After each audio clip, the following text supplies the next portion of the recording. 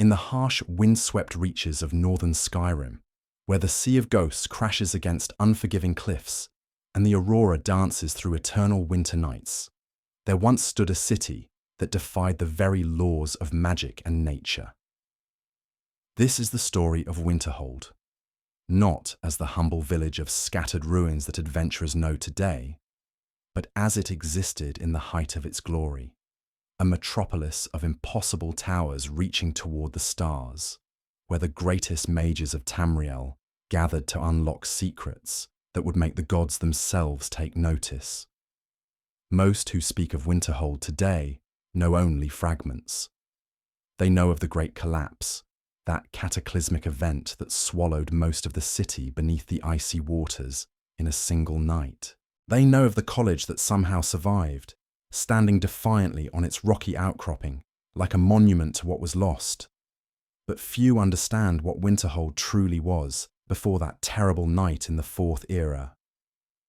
Few comprehend the magnitude of knowledge, power, and ambition that once made this northern city rival even the imperial city itself in its influence over the magical arts. The origins of Winterhold stretch back into the mists of the Merethic era, when the first Atmaran settlers followed Ysgramor's lead into the untamed wilderness of Skyrim.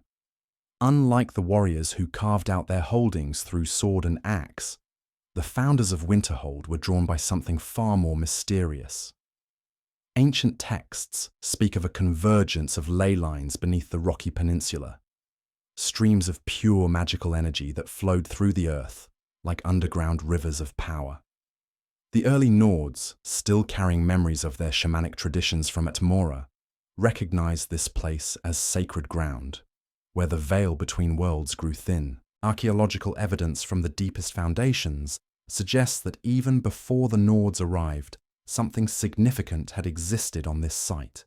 Strange crystalline formations discovered during excavations in the early Fourth Era bore inscriptions in a script that predated known Nordic runes.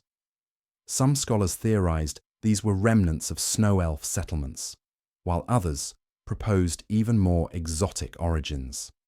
The crystals seemed to resonate with magical energy in ways that conventional understanding could not explain, as if they had been grown rather than carved, shaped by forces that operated according to principles lost to time. The first permanent Nordic settlement took the form of a modest fishing village, its inhabitants drawn not only by the rich waters of the Sea of Ghosts, but by the strange phenomena that manifested around the peninsula. Northern lights appeared with unusual frequency and intensity, often displaying colours and patterns that differed from the aurora visible elsewhere in Skyrim. Local fishermen reported that their nets sometimes brought up objects that defied explanation, artifacts of unknown origin that radiated warmth despite being pulled from the frigid depths, or stones that seemed to whisper in languages no living tongue could identify. As word of these mysteries spread, Winterhold began attracting a different kind of settler. Scholars, mystics, and those with the gift for magic made pilgrimages to the growing settlement, drawn by reports of phenomena that challenged their understanding of the natural world. The village's population swelled not with farmers and merchants, but with individuals who possessed knowledge of the arcane arts, or who sought to acquire such knowledge through study and observation. The transformation from fishing village to centre of magical learning occurred gradually over several centuries. As more practitioners of magic gathered in Winterhold, they began to share their knowledge and techniques, creating an informal network of magical education that gradually became more organised and structured. The first formal school of magic was established in the early First Era, a modest collection of stone buildings where students could learn the fundamental principles of spellcasting under the guidance of experienced masters. This early institution differed significantly from the College of Winterhold that would later become famous throughout Tamriel. The founders approached magical education with a distinctly Nordic perspective, emphasizing practical applications over theoretical study. Students learned to harness the elements not through abstract formulas, but through direct communion with the forces of nature that surrounded them. The harsh climate and dramatic landscape of northern Skyrim provided an ideal environment for this approach, where a poorly cast warming spell could mean the difference between life and death during the brutal winter months. The curriculum of these early magical schools reflected the needs and values of Nordic society. Destruction magic focused on combat applications and the mastery of ice and frost, elements that felt natural to those raised in Skyrim's eternal winter. Restoration magic emphasized healing battle wounds and protecting against the dangers of the wilderness.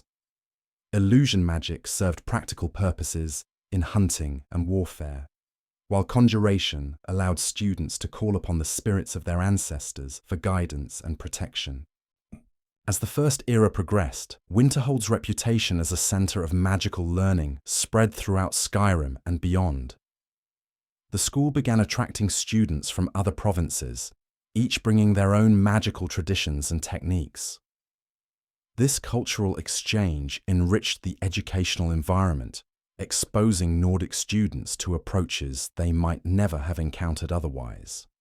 Imperial scholars introduced systematic approaches to magical theory, while Dunmer refugees shared their ancestral knowledge of mysticism and the manipulation of spiritual forces. The interaction between different magical traditions created an atmosphere of innovation and experimentation that would define Winterhold's character for centuries to come. Nordic ice magic merged with imperial fire techniques to create hybrid spells of unprecedented power. Elven understanding of magical theory provided frameworks for organizing and categorizing the folk magic that had been passed down through generations of Nordic shamans. This synthesis of traditions gradually elevated Winterhold's magical education from a regional curiosity to an institution of continental significance. The physical growth of the city mirrored its intellectual development. As the school expanded, so did the surrounding settlement. New buildings rose to house the growing population of students, teachers, and support staff. Workshops and laboratories were constructed to provide spaces for magical experimentation and research. Libraries grew to accommodate the ever-increasing collection of texts, scrolls, and magical artifacts that scholars brought to the city or created through their studies. The architecture of Winterhold during this period reflected both practical considerations and magical innovation. Buildings were constructed to withstand the harsh northern climate while incorporating features that enhanced their inhabitants' magical abilities. Towers were positioned to take advantage of the natural ley lines that flowed beneath the city, their heights calculated to maximize the concentration of ambient magical energy. Windows were oriented to capture specific types of light at particular times of day, creating conditions optimal for certain types of spellcasting and alchemical work. The most distinctive architectural feature of early Winterhold was the use of magical enhancement in construction itself. Builders learned to infuse stone and timber with protective enchantments that made structures more resistant to both natural weathering and magical accidents.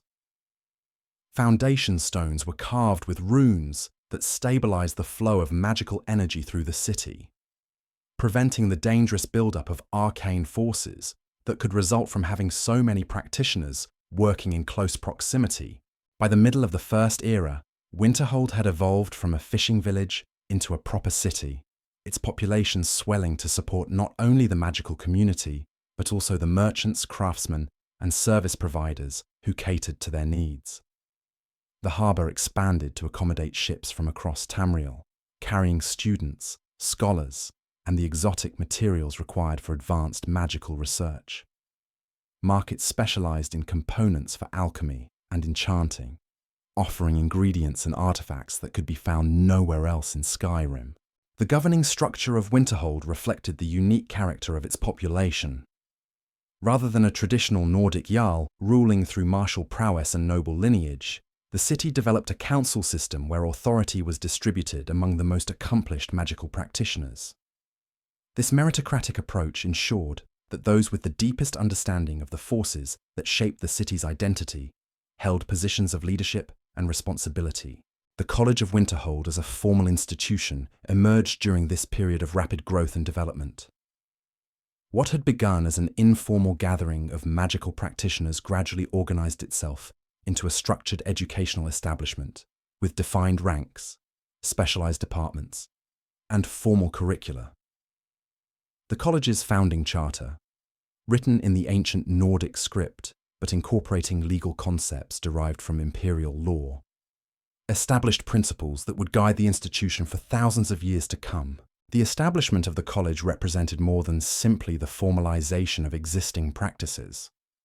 It marked Winterhold's emergence as a true rival to the magical institutions of other provinces, a northern bastion of learning that could compete with the ancient schools of High Rock or the mystical academies of Morrowind.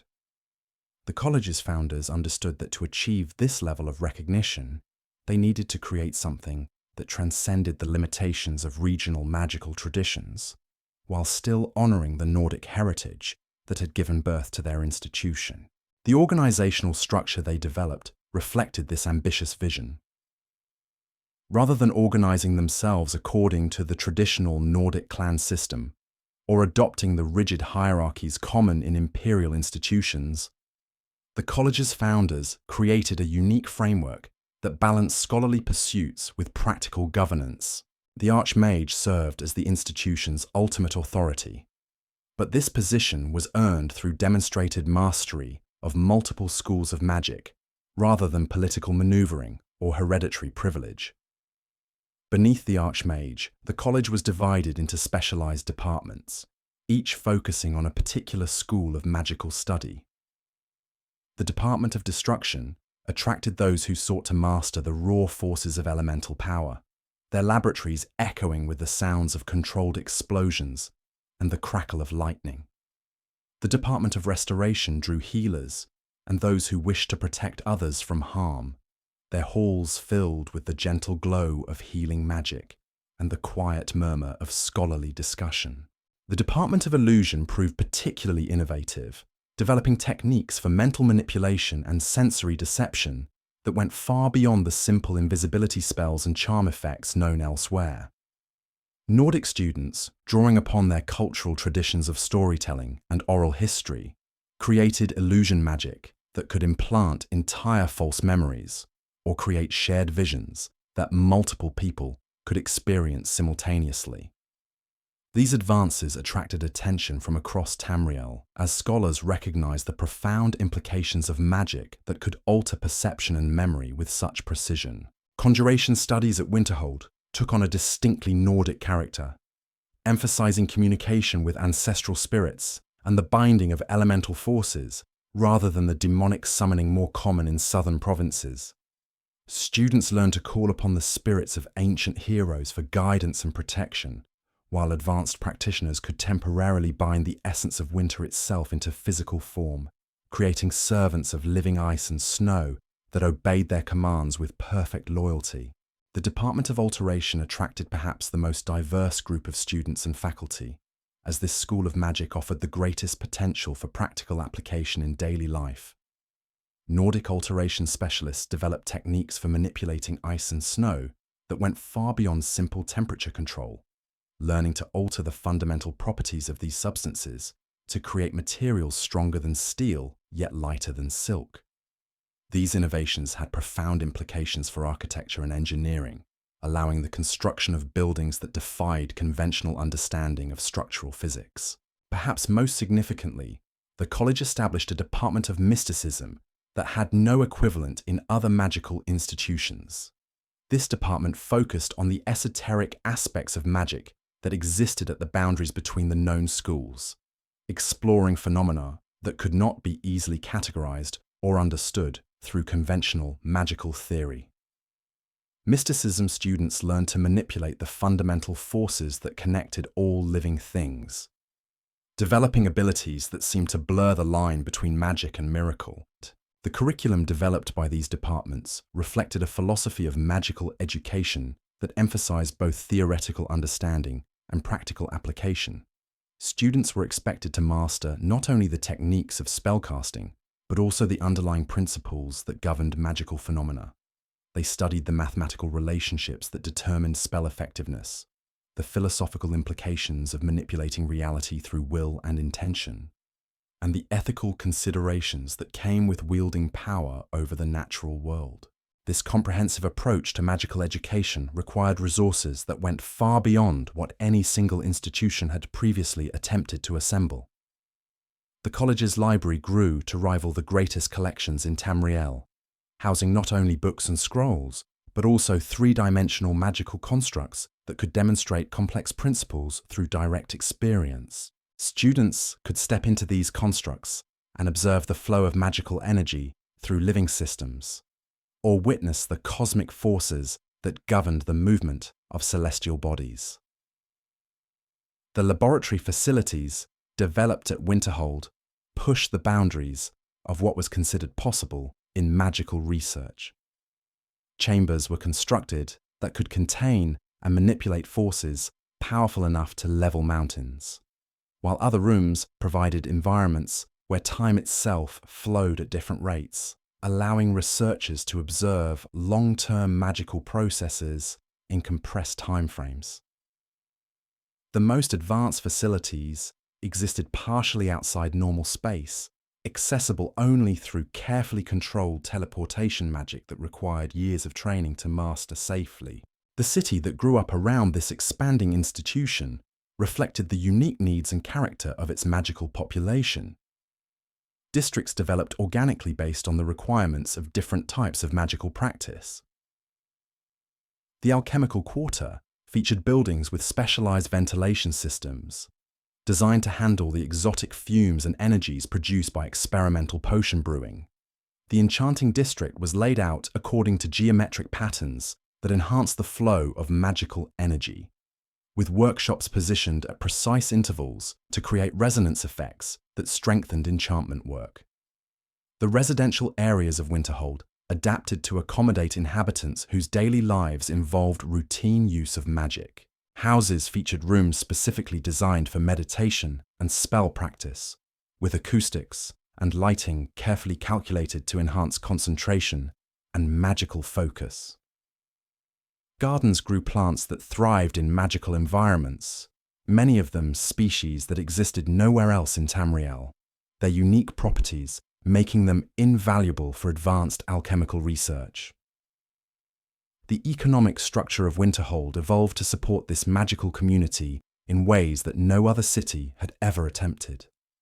Traditional Nordic crafts were elevated through magical enhancement, creating products that commanded premium prices throughout Tamriel. Winterhold armor incorporated protective enchantments that made it superior to conventional metalwork, while textiles woven with magically enhanced threads possessed properties that made them coveted by nobles and merchants across the continent. The city's merchants developed expertise in dealing with the exotic materials and artifacts required by serious magical practitioners. They established trade networks that stretched across Tamriel and beyond, bringing rare components from the most remote corners of the world to supply the college's research efforts. Soul gems from the volcanic regions of Morrowind, rare metals from the deep mines of Hammerfell, and herbs that grew only in the hidden valleys of High Rock all found their way to Winterhold's markets. This commercial success attracted attention from political authorities throughout Skyrim and the broader empire. The High Kings of Skyrim recognized that Winterhold's magical expertise represented a strategic resource of immense value, one that could provide significant advantages in both military and diplomatic contexts.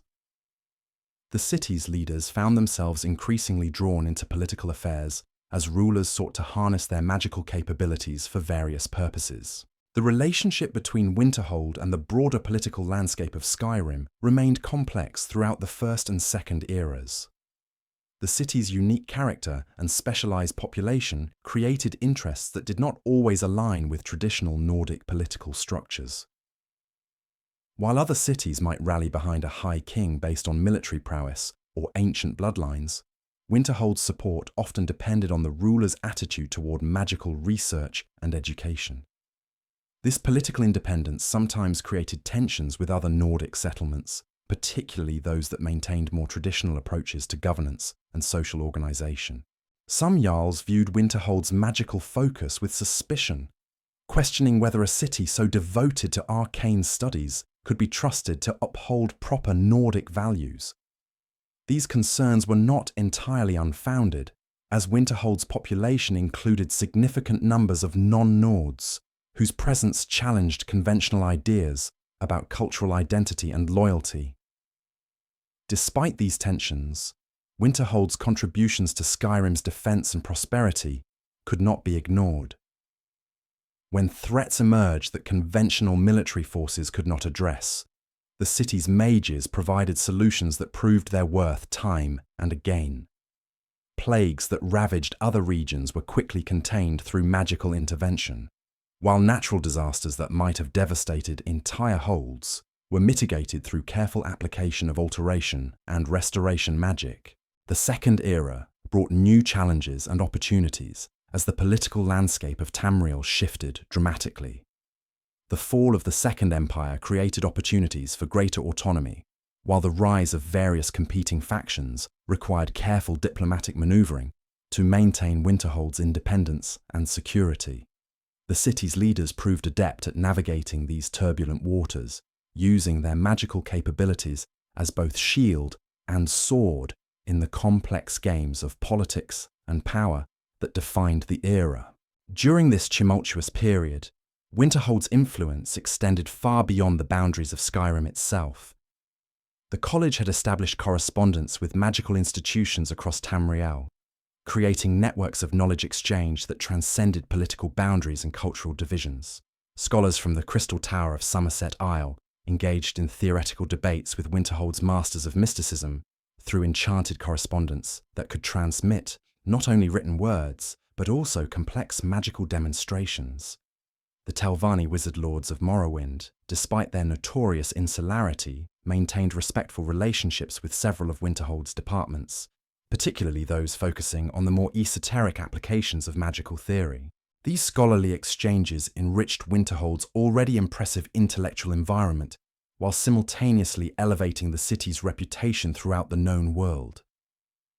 Students who graduated from the college found themselves welcomed at courts and institutions across Tamriel, their Winterhold education serving as a mark of excellence that opened doors throughout the continent. Former students established their own schools and research facilities in distant provinces, creating a network of Winterhold-trained practitioners whose influence spread the city's innovative approaches to magical education far beyond its northern origins.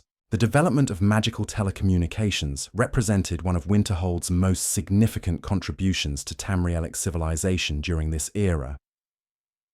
Building upon ancient Nordic traditions of long-distance communication through mystical means, college researchers developed techniques for instantaneous message transmission across vast distances.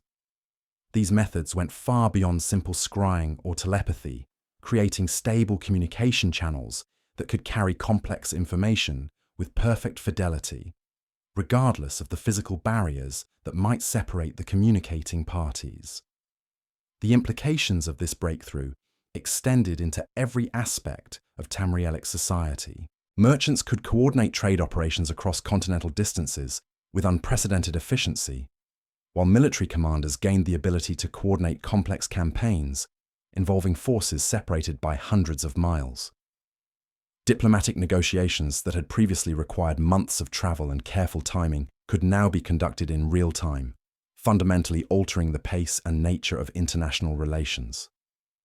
Winterhold's researchers did not limit themselves to practical applications of magical communication. They explored the theoretical implications of instantaneous information transmission, developing mathematical models that described the relationship between magical energy, distance, and information density. These studies led to insights into the fundamental nature of reality itself, suggesting that space and time might be more malleable than conventional understanding supposed. The city's growth during the height of the Second Era reflected these expanding capabilities and ambitions. New districts arose to house the increasing population of students, researchers, and support personnel required by the college's expanding operations. The harbour quarter developed into one of the most sophisticated ports in northern Tamriel.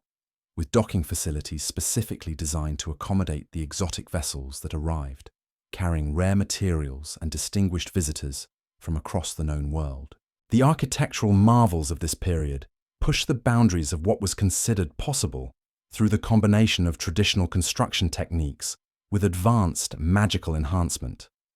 The Tower of Elemental Studies rose nearly 300 feet into the northern sky, its upper levels existing in carefully controlled magical environments that allowed researchers to study phenomena that would be impossible to observe under normal conditions. The structure's foundations extended deep into the bedrock beneath Winterhold, anchoring it not only to the physical earth, but to the ley lines that provided the magical energy necessary for its operation. Perhaps even more impressive was the Great Library, a structure that existed simultaneously in multiple dimensions to provide virtually unlimited storage space for the college's ever-growing collection of texts, artifacts, and research materials. Visitors entering the building might spend days exploring its corridors and chambers without exhausting its contents, as the magical architecture adjusted itself to accommodate new acquisitions while maintaining perfect organization and accessibility. The social structure of Winterhold evolved to accommodate the diverse needs and backgrounds of its inhabitants. Traditional Nordic clan structures adapted to include individuals whose primary loyalty was to intellectual pursuit rather than blood relationship. New forms of kinship emerged based on shared research interests and complementary magical abilities, creating bonds that often proved stronger than those based on birth or marriage. The city developed its own unique cultural traditions that reflected the blending of Nordic heritage with the cosmopolitan influences brought by scholars from across Tamriel. The Festival of the Northern Lights became an annual celebration that combined ancient Nordic rituals honoring the aurora with magical demonstrations that enhanced and directed the natural phenomenon. During these celebrations, the sky above Winterhold blazed with colours and patterns that could be seen from hundreds of miles away, serving as both artistic expression and advertisement of the city's magical capabilities. Educational traditions at the college evolved to balance respect for established knowledge with encouragement of innovative thinking and experimental approaches. Students were expected to master the fundamental techniques developed by previous generations while simultaneously pushing the boundaries of what was considered possible within their chosen fields of study. This philosophy created an environment where breakthrough discoveries occurred with remarkable frequency, as each new generation of scholars built upon the work of their predecessors while refusing to be constrained by conventional limitations. The relationship between theoretical research and practical application remained a defining characteristic of Winterhold's approach to magical education. Unlike institutions that emphasized either pure scholarship or immediate utility, the college insisted that the most profound advances came from understanding the connections between abstract principles and real-world implementation. Students learned to see their research not as an end in itself, but as a means of improving the lives of people throughout Tamriel. This philosophy manifested in numerous ways throughout the city's daily operations. Medical researchers at the college developed healing techniques that were immediately shared with healers throughout Skyrim and beyond, while agricultural specialists created methods for improving crop yields in the harsh northern climate. Military applications of magical research were carefully considered and selectively shared with appropriate authorities, always with consideration for the broader implications of introducing new capabilities into existing conflicts. The economic prosperity that resulted from these innovations transformed Winterhold into one of the wealthiest cities in northern Tamriel. The export of magical services, enchanted goods, and trained personnel generated revenues that funded ever more ambitious research projects and educational programs. The city's mint produced coins that were accepted throughout the continent, their magical authentication methods making them virtually impossible to counterfeit, and therefore highly prized by merchants and bankers.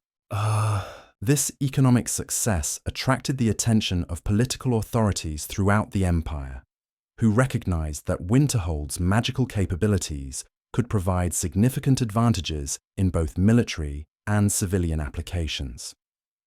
Diplomatic missions from the imperial city became increasingly frequent, as various emperors sought to secure access to Winterhold's innovations while respecting the city's traditional autonomy and independence. The college's leadership navigated these political pressures with considerable skill, maintaining their institution's independence while contributing to the broader welfare of the empire. They established formal protocols for sharing knowledge and expertise with imperial authorities, while ensuring that their most sensitive research remained under their own control. This careful balance allowed Winterhold to benefit from imperial protection and support, without compromising the academic freedom that had made their achievements possible. The Third Era brought new challenges as the political landscape of Tamriel shifted once again. The establishment of the Septim dynasty created opportunities for greater integration with imperial institutions, while raising questions about the appropriate relationship between magical research and political authority. The college's leaders found themselves called upon to advise on matters ranging from military strategy to economic policy, their expertise becoming increasingly valuable to rulers who recognized the growing importance of magical capabilities in governing a diverse and complex empire. During this period, Winterhold's influence on imperial policy became particularly evident in areas related to magical regulation and education.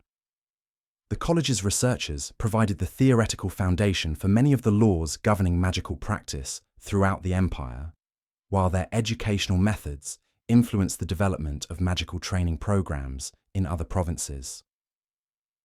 The standardization of magical terminology and classification systems used throughout Tamriel reflected principles first developed in Winterhold's laboratories and classrooms.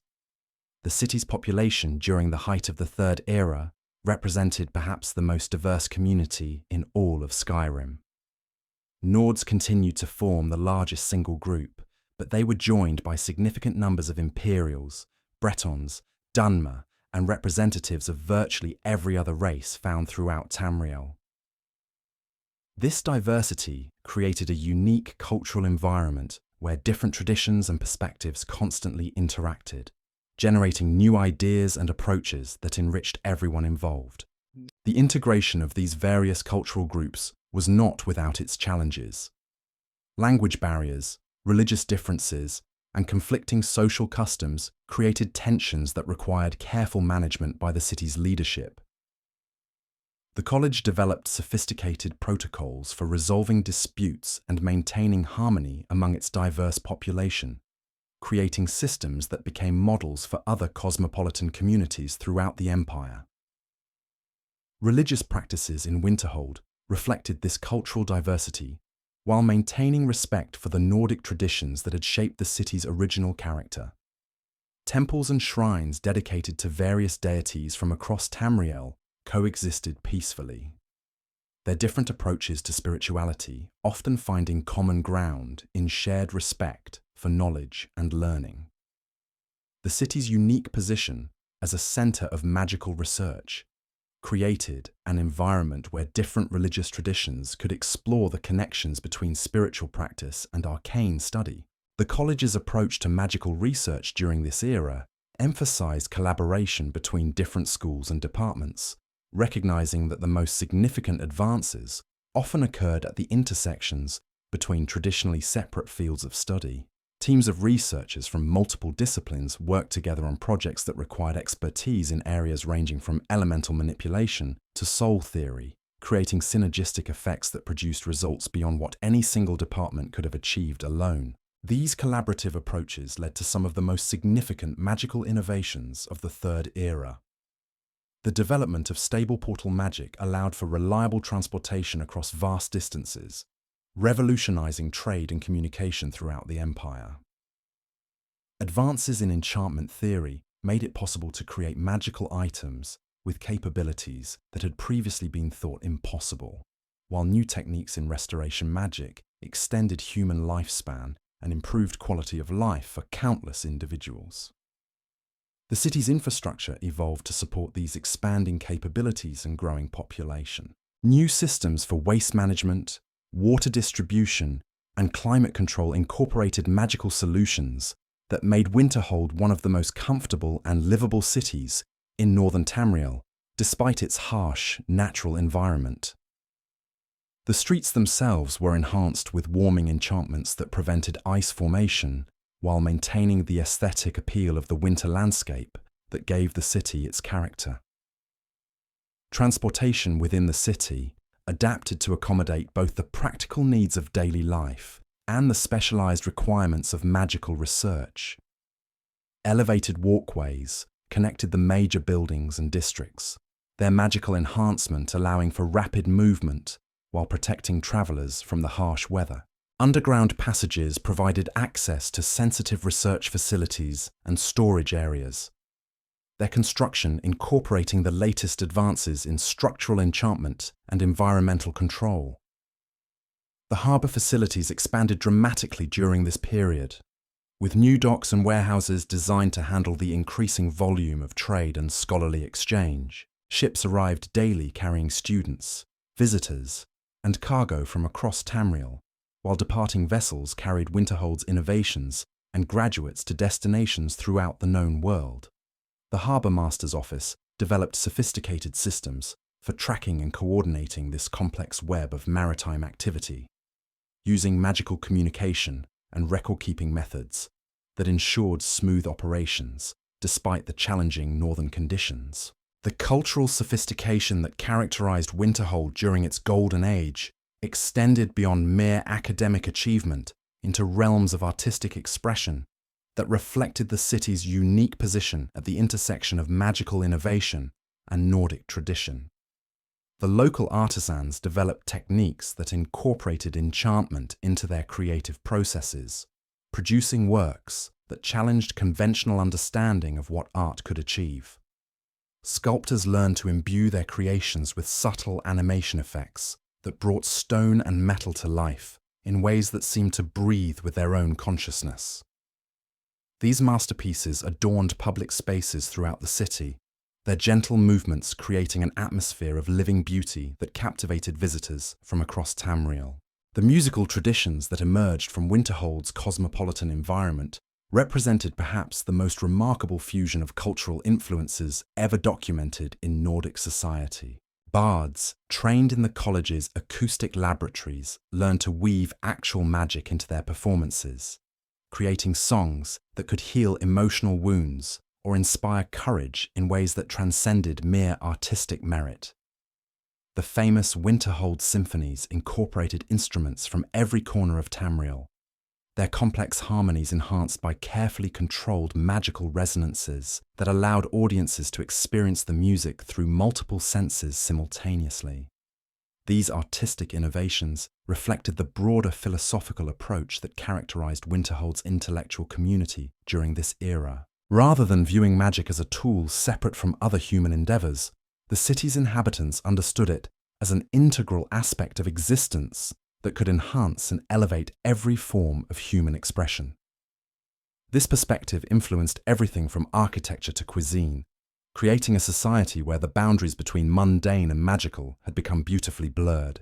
The educational philosophy that guided the college during its most successful period emphasized the development of complete individuals rather than narrow specialists.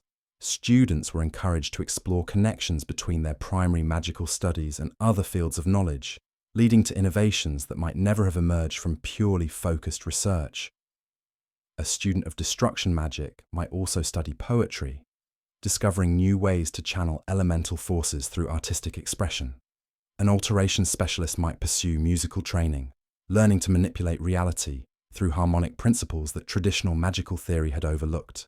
This holistic approach to education produced graduates whose capabilities extended far beyond what their formal training might suggest. They became diplomats, artists, inventors, and leaders whose influence shaped the development of Tamrielic civilization in ways that purely magical education could never have achieved. The network of former students spread throughout the continent, creating connections that transcended political boundaries and cultural divisions. The governance structure that evolved in Winterhold during this period represented a unique experiment in combining academic merit with practical administrative needs.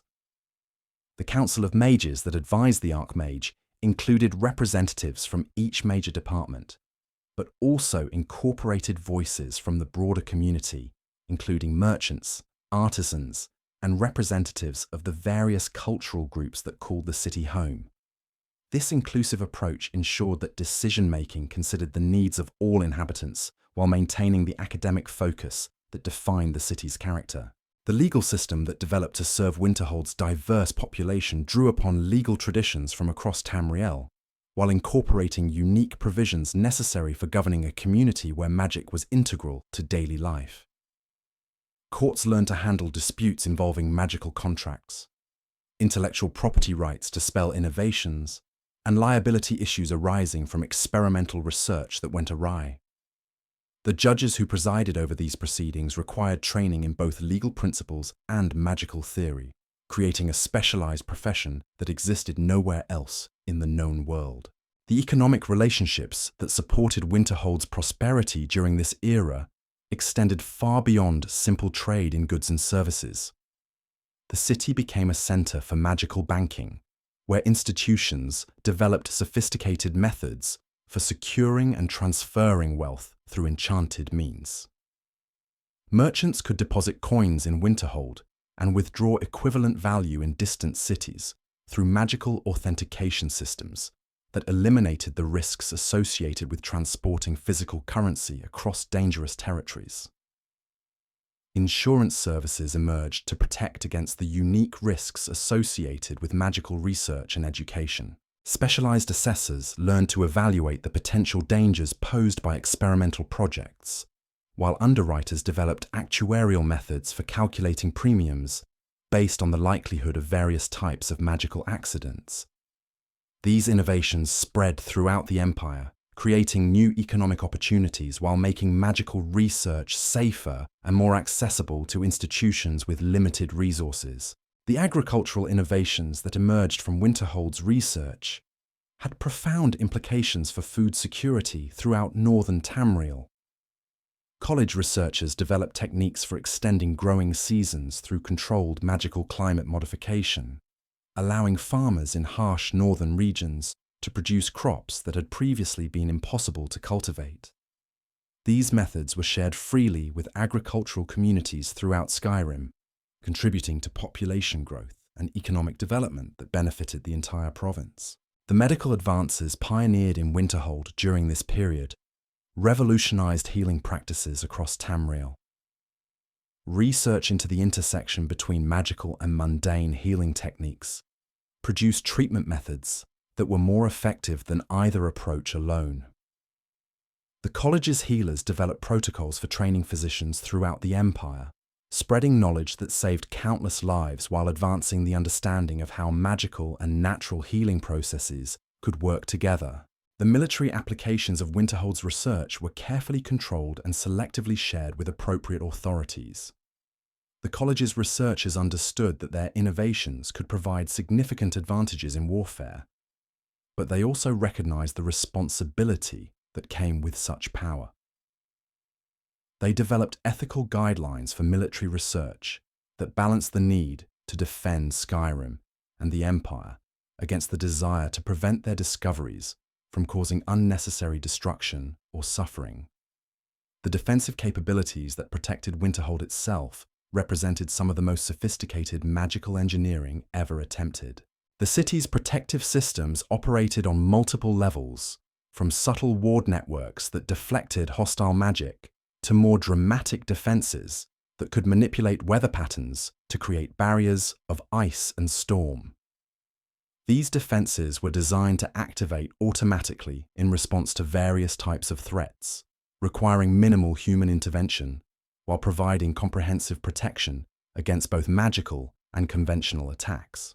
The warning systems that monitored approaches to the city incorporated divination magic that could detect hostile intentions at remarkable distances. Watchers trained in specialized scrying techniques maintained constant surveillance of the surrounding regions, their enhanced perception allowing them to identify potential threats long before they could pose actual danger to the city. This early warning capability provided time for appropriate defensive measures, while avoiding unnecessary conflict with peaceful travelers and merchants. The diplomatic protocols that governed Winterhold's relationships with other political entities reflected the city's unique position as both a Nordic settlement and an international center of learning. Representatives from the college served as cultural ambassadors who could communicate effectively with scholars and officials from diverse backgrounds, while also maintaining loyalty to Skyrim and the broader empire.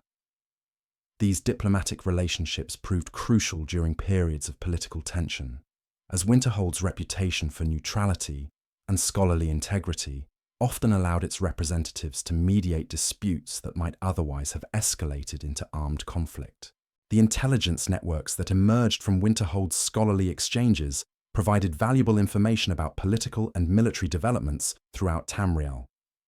Former students and research partners in distant locations maintained correspondence with the college, sharing observations and insights that helped Skyrim's leaders understand the broader context of regional developments. This information was carefully analysed and selectively shared with appropriate authorities, contributing to more informed decision-making at the highest levels of government. The technological innovations that emerged from the intersection of magical research and practical engineering revolutionized numerous aspects of daily life throughout northern Tamriel. College researchers developed new methods for construction that incorporated both traditional Nordic building techniques and advanced magical enhancement, creating structures that were stronger, more comfortable, and longer-lasting than conventional architecture. These innovations were shared with builders throughout Skyrim, contributing to improvements in housing quality and urban development across the province. The transportation systems that connected Winterhold to other major cities incorporated magical enhancements that made travel faster, safer, and more comfortable than conventional methods. Roadways were protected by weather control magic that maintained clear passage, even during the worst storms. While way stations provided magical heating and communication capabilities that made long-distance travel more practical for ordinary citizens. These improvements facilitated trade and cultural exchange, while strengthening the bonds that connected Skyrim's scattered settlements. The communication networks that linked Winterhold to institutions and individuals throughout Tamriel represented perhaps the most significant infrastructure achievement of this era.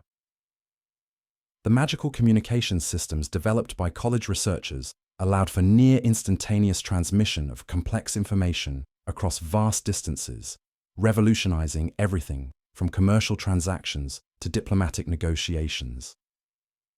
These capabilities gave Winterhold's inhabitants access to knowledge and opportunities that would have been impossible to obtain through conventional means. The preservation systems that protected Winterhold's accumulated knowledge and artifacts incorporated multiple layers of redundancy designed to ensure that crucial information would survive even catastrophic disasters. Copies of important texts were stored in magically protected vaults located in different parts of the city, while the most sensitive materials were secured in extra-dimensional spaces that existed independently of the physical city. These precautions reflected the college's understanding that their accumulated knowledge represented an irreplaceable resource whose loss would impoverish all of Tamrielic civilization.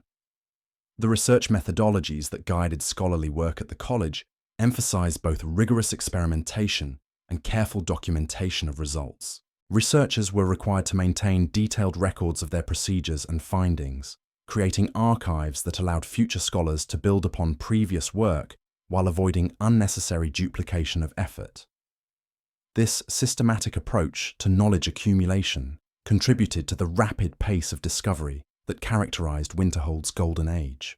The collaborative relationships that connected Winterhold's researchers with scholars throughout Tamriel created a network of intellectual exchange that transcended political boundaries and cultural divisions.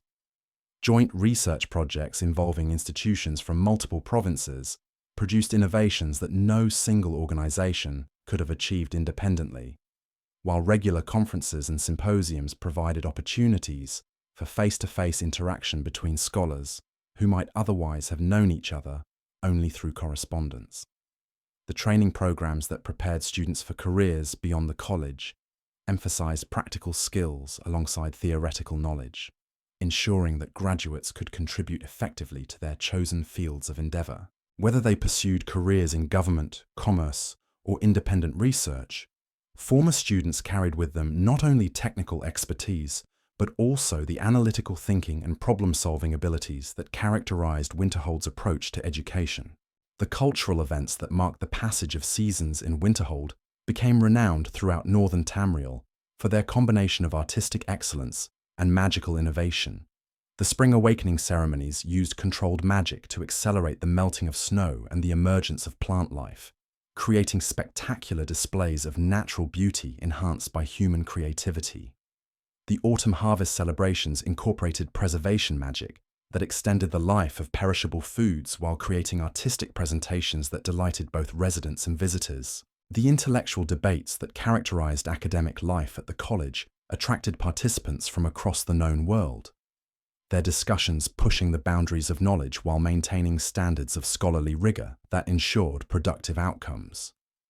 These debates were carefully moderated to encourage creative thinking while preventing personal conflicts that might disrupt the collaborative atmosphere essential to the college's success. As the Third Era progressed toward its dramatic conclusion, Winterhold stood at the pinnacle of its achievement as a center of magical learning and cultural sophistication. The city had grown from a modest fishing village into a metropolis whose influence extended throughout Tamriel, its innovations shaping the development of magical theory and practice across multiple provinces. The institutions and traditions that had been carefully developed over centuries of growth and refinement seemed destined to continue their contributions to Tamrielic civilization for generations to come. The sense of permanence and stability that characterized daily life in Winterhold during this period reflected the confidence of a community that had successfully navigated the challenges of growth and change while maintaining its essential character and values. Citizens went about their daily activities secure in the knowledge that their city represented one of the great achievements of human civilization, a place where knowledge flourished and innovation thrived under the protection of carefully maintained traditions and institutions. Yet beneath this surface confidence, subtle signs of change were beginning to manifest in ways that few inhabitants fully understood. The magical energies that had long provided the foundation for Winterhold's prosperity were showing patterns of fluctuation that defied conventional explanation, while archaeological discoveries in the city's foundations suggested that the site's history might be more complex and potentially dangerous than anyone had previously suspected. The scholars who first noticed these anomalies dismissed them as temporary variations in the natural flow of magical energy, perhaps caused by seasonal changes in the aurora or fluctuations in the deep ley lines that had always powered the city's remarkable achievements. After all, Winterhold had weathered countless challenges throughout its long history, adapting and growing stronger with each obstacle overcome. The city's magical infrastructure had proven remarkably resilient, its carefully designed systems continuing to function smoothly even during periods of political upheaval or natural disaster that had devastated other settlements. However, the patterns that emerged during the final decades of the Third Era suggested something more fundamental was occurring beneath the familiar rhythms of academic life and scholarly pursuit. The crystalline formations discovered in the city's deepest foundations began exhibiting behaviors that challenged even the most advanced theoretical frameworks developed by the college's researchers. These ancient structures, which had remained dormant for millennia, started resonating with frequencies that seemed to originate from sources far beyond the known ley line network. Master Enchanter Calcelmo of Markarth, during one of his regular visits to collaborate with Winterhold's researchers, documented observations that would later prove prophetic. His notes describe witnessing the crystal formations producing harmonic vibrations that created standing wave patterns in the surrounding stone, as if the very bedrock beneath the city was beginning to sing with voices that predated human understanding. The mathematical relationships governing these phenomena defied conventional analysis, their complexity suggesting intelligence rather than mere natural process. The college's Department of Mysticism took particular interest in these developments, recognizing that the anomalies might represent manifestations of forces that existed at the boundaries between known magical schools. Advanced students working under the guidance of the department's most experienced masters began conducting careful experiments designed to understand the nature and implications of these mysterious energies. Their research required extreme caution, as preliminary investigations suggested that the forces involved operated according to principles that could potentially destabilize the magical foundations upon which the entire city depended. The historical archives maintained within the Great Library contained fragmentary references to similar phenomena occurring at irregular intervals throughout Winterhold's long history. Ancient Nordic texts, their meanings obscured by archaic language and cultural references that had been forgotten over the centuries, described occasions when the earth itself seemed to shift beneath the settlement. These accounts had previously been dismissed as mythological embellishments of natural events like earthquakes or avalanches, but the current observations suggested that they might represent accurate descriptions of recurring magical phenomena. Archaeological expeditions into the deepest accessible levels of the city's foundations uncovered evidence that supported this interpretation. Excavation teams discovered construction techniques that incorporated materials and methods unknown to any documented period of Nordic history. The stonework showed signs of having been shaped through magical processes that exceeded the capabilities of even Winterhold's most accomplished practitioners. While the architectural principles governing the layout suggested knowledge of forces that current magical theory could barely comprehend, the implications of these discoveries created intense debate within the college's academic community. Some scholars argued that the findings represented evidence of a previously unknown civilization that had occupied the site before the arrival of the first Nordic settlers. Others proposed that the anomalies might be manifestations of natural magical processes that operated on timescales so vast that human observation had never previously detected their cyclical nature.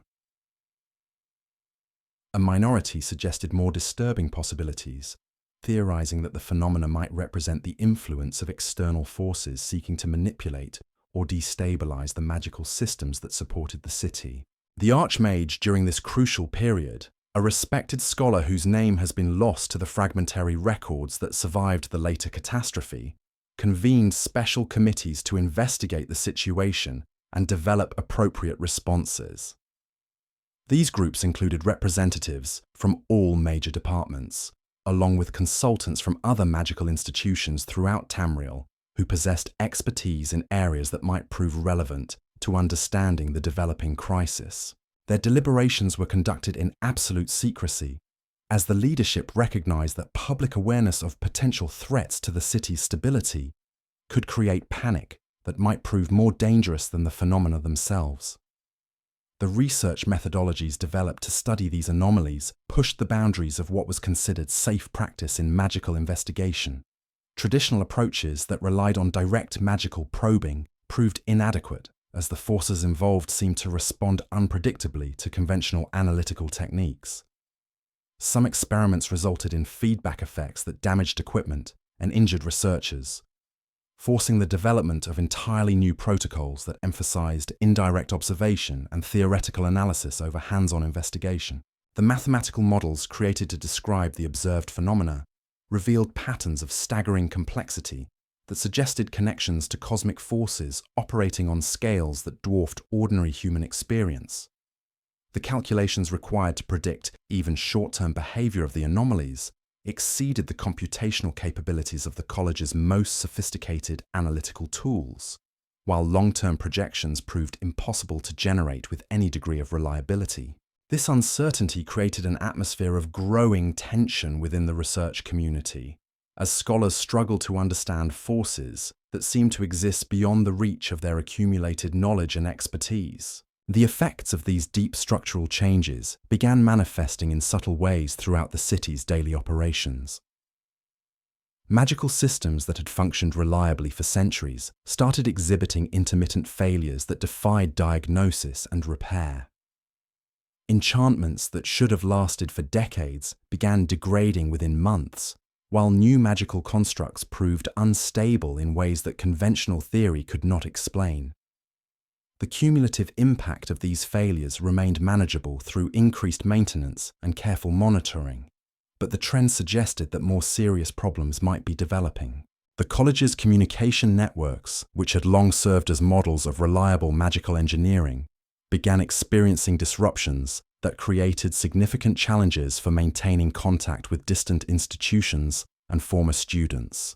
Messages that should have transmitted instantly across continental distances sometimes failed to arrive at all, while others reached their destinations after inexplicable delays or with content that had been mysteriously altered during transmission.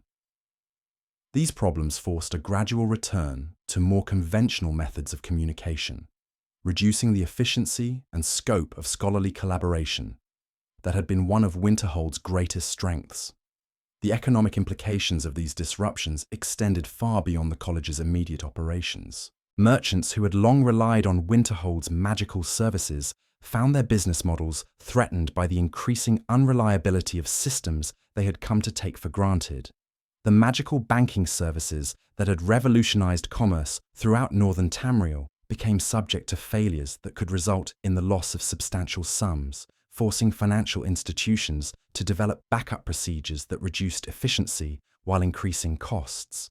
The defensive systems that protected the city proved particularly vulnerable to the developing instabilities. The ward networks that had successfully deflected hostile magic for centuries began showing gaps and weaknesses that could potentially be exploited by determined attackers. The weather control systems that maintained clear approaches to the harbour started producing unexpected effects, sometimes generating storms when calm conditions were intended, or failing to provide protection during natural tempests that threatened shipping and coastal facilities. The population of Winterhold during this period remained largely unaware of the full scope of the challenges facing their city's leadership. The college's administration made deliberate efforts to maintain normal operations and public confidence while working behind the scenes to understand and address the developing crisis. Students continued their studies according to established curricula, while faculty maintained their research programs and teaching responsibilities, despite the growing difficulties they faced in their specialized work. However, the most perceptive members of the academic community began noticing subtle changes in the atmosphere and character of daily life. The aurora that had always been particularly brilliant above Winterhold started displaying unusual colors and patterns that defied conventional explanation.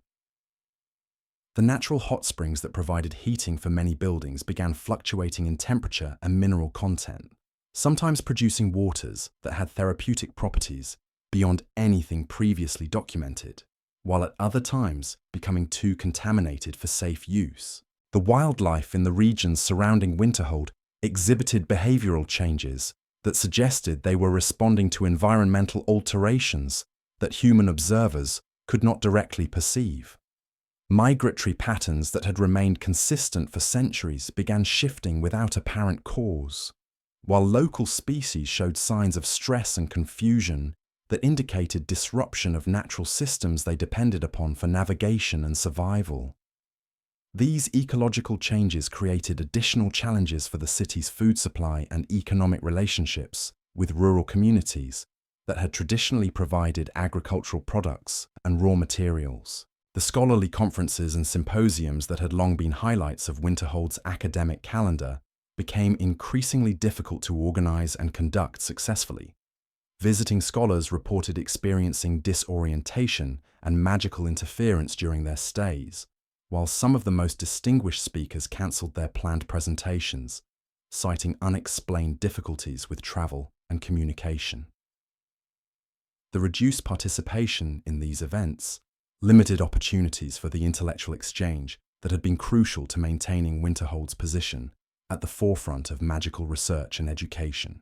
The library's collection, which had been growing steadily for centuries through acquisitions and donations from around the world, began showing signs of instability that threatened the preservation of irreplaceable knowledge. Ancient texts started exhibiting magical resonances that interfered with nearby materials, while some documents began changing their contents in ways that suggested external influence rather than natural degradation. The librarians responsible for maintaining these collections found themselves dedicating increasing amounts of time to monitoring and protecting materials that had previously required only routine care. The experimental facilities that had enabled many of Winterhold's greatest research achievements became increasingly dangerous to operate as the underlying magical foundations of the city grew less stable. Laboratory accidents that had once been rare occurrences became common enough to require significant changes in safety protocols and research procedures. Some of the most advanced research projects had to be suspended indefinitely due to the risks posed by conducting complex magical experiments in an environment where fundamental forces could no longer be predicted with acceptable reliability. The training programs that prepared students for careers throughout Tamriel required extensive modifications to account for the changing conditions that graduates would face in their professional lives. The magical techniques that had been standard practice for generations were proving less reliable in the altered environment, forcing educators to develop alternative approaches that could function effectively despite the increasing instability of magical systems. These changes created uncertainty about the value and applicability of traditional Winterhold education, potentially undermining the reputation that had attracted students from across the known world. The cultural traditions that had evolved over centuries to celebrate Winterhold's unique character as a center of learning and innovation became increasingly difficult to maintain as the practical challenges of daily life consumed more attention and resources.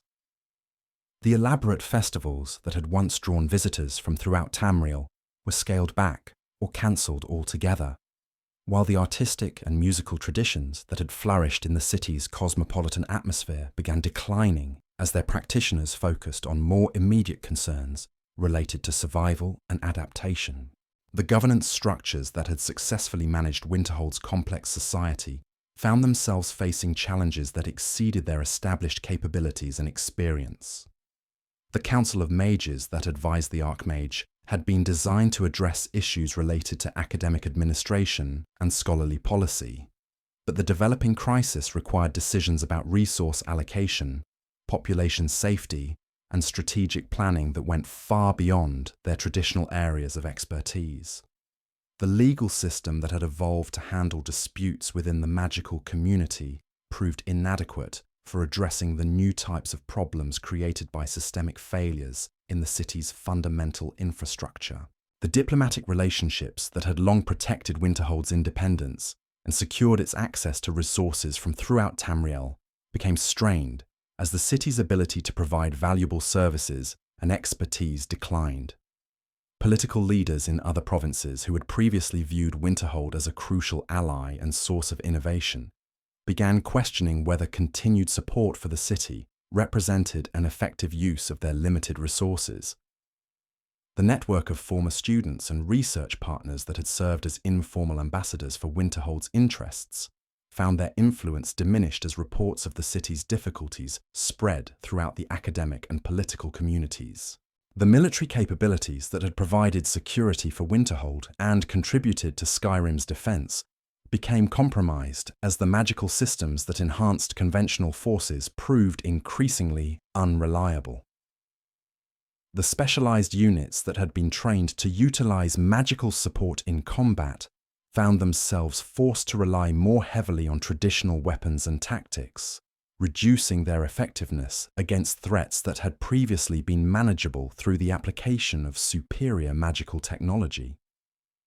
The intelligence networks that had provided early warning of potential dangers became less effective as communication systems failed and observational capabilities declined. The economic relationships that had supported Winterhold's prosperity for centuries began unraveling as the city's reputation for reliability and innovation gave way to uncertainty about its ability to fulfill commitments and maintain quality standards. International trade relationships that had taken generations to establish were threatened by concerns about the stability of magical products and services exported from the city, while domestic suppliers became reluctant to invest in maintaining the complex logistics networks required to support Winterhold's specialized needs. The psychological impact of these changes on Winterhold's population proved as significant as their practical effects. Citizens who had grown up with confidence in their city's permanence and prosperity found themselves facing an uncertain future that challenged their fundamental assumptions about the nature of progress and civilization. The sense of intellectual excitement and discovery that had long characterized daily life in the city gave way to anxiety and doubt as even the most accomplished scholars admitted their inability to understand or control the forces that were reshaping their world. The younger generation of students and researchers, who had never known Winterhold in any condition other than its golden age of prosperity and influence, struggled to adapt to circumstances that their education and experience had not prepared them to handle. Many began questioning whether their chosen paths of study remained relevant in a world where traditional magical approaches seemed increasingly inadequate, while others became paralyzed by uncertainty about their future prospects and opportunities. The older members of the academic community, who possessed memories of earlier challenges that the city had successfully overcome, found themselves torn between hope that this crisis too would pass and recognition that the current situation represented something fundamentally different from previous difficulties.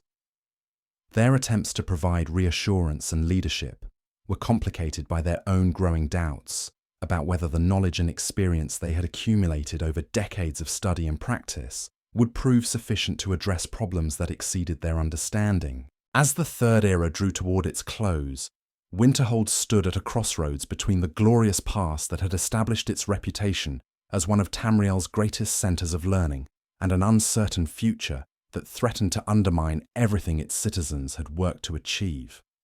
The city that had once seemed destined to continue its contributions to magical knowledge and Tamrielic civilization for generations to come, now faced challenges that called into question the very foundations upon which its success had been built.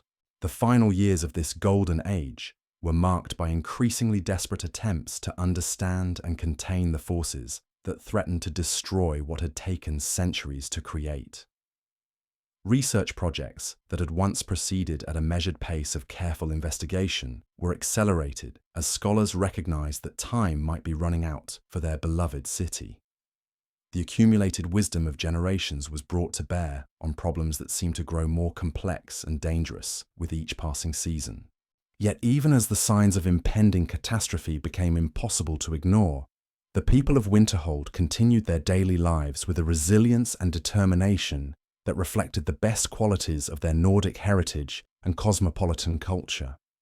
They maintained their commitment to learning and discovery even in the face of uncertainty, their dedication to knowledge and understanding proving stronger than their fear of what the future might bring. The stage was being set for events that would transform not only Winterhold, but the entire province of Skyrim. Changes that would echo through the ages and reshape the understanding of magic and civilization throughout Tamriel. The great city, that had stood as a beacon of human achievement for over 3,000 years, was approaching the moment when its destiny would be decided by forces that its greatest minds could barely comprehend, much less control. The morning of the 30th of Frostfall, in the year 4E 122, dawned with an aurora unlike any that had graced the northern skies in living memory. Those who witnessed it described colours that seemed to burn through the fabric of reality itself, patterns that hurt to look upon directly yet drew the eye with irresistible fascination. The phenomenon lasted only minutes, but in those brief moments, every magical instrument in Winterhold began screaming warnings that would prove prophetic. Master Diviner Elisande Velthorn was conducting her regular morning observations from the Tower of Elemental Studies when the crystalline formations deep beneath the city achieved perfect resonance. Her journal, recovered weeks later from the wreckage, records her final observations with the clinical precision that had made her one of the college's most respected researchers. The ley lines beneath Winterhold were not merely fluctuating, she wrote. They were singing in harmony with something vast and ancient that existed far beyond the boundaries of Mundus itself. The Great Collapse began not with violence, but with a moment of absolute silence that seemed to stretch across eternity. Every magical device in the city stopped functioning simultaneously, their enchantments dissolving like morning frost beneath an inexorable sun. The ward networks that had protected Winterhold for millennia simply ceased to exist, leaving the city naked and vulnerable to forces that human understanding could not encompass. What happened next defied every principle of magical theory that the college had spent centuries developing. The very ground beneath Winterhold began to phase in and out of reality, solid stone becoming translucent as the fundamental forces that held matter together responded to influences from beyond the known planes of existence. Buildings that had stood for thousands of years flickered like candle flames in a hurricane, their magical foundations unable to maintain coherence in the face of cosmic forces that operated according to alien mathematics.